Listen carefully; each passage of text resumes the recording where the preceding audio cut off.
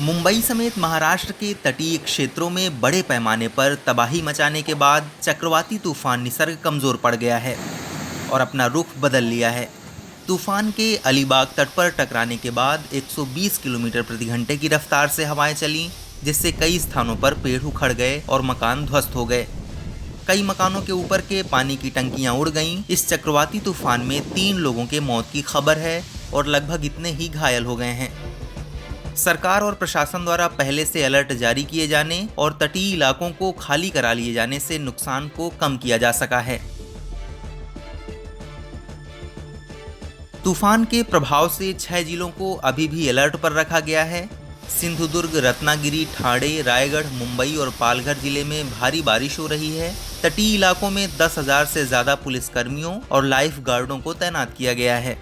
मुख्यमंत्री उद्धव ठाकरे ने लोगों से सतर्कता बरतते हुए अगले 2 दिन घरों में रहने की सलाह दी है। उन्होंने यह भी बताया कि संकट की घड़ी में लोग अपना बचाव कैसे करें।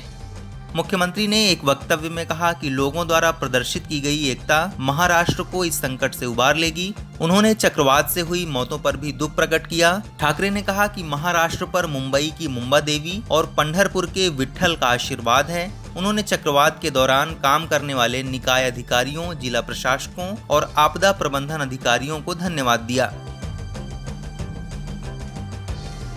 भारतीय मौसम विभाग यानी IMD ने कहा कि 120 किलोमीटर प्रति घंटे तक की रफ्तार वाली हवाओं के साथ बुधवार दोपहर महाराष्ट्र के तट पर पहुंचा भीषण चक्रवात अब कमजोर पड़ने लगा है। मौसम विभाग के महानिदेशक मृत्युंजय महापात्रा ने कहा कि चक्रवात ने दोपहर 12:30 बजे अलीबाग में दस्तक देना शुरू किया था। ये प्रक्रिया दोपहर 2:30 बजे पूरी हो गई। तूफान के उग्र रूप धारण करने से पहले मुंबई में सड़कों पर वाहनों और एयरपोर्ट पर विमानों की आवाजाही को रोक दिया गया था। मुंबई में मरीन ड्राइव, कफ परेड, नरीमन पॉइंट जैसी जगहों पर कई वाहन पेड़ों के नीचे दबकर क्षतिग्रस्त हो गए। निसर्ग के गुजरात के तट से नहीं टकराने के कारण राज्य के लोगों ने राहत की सांस ली है।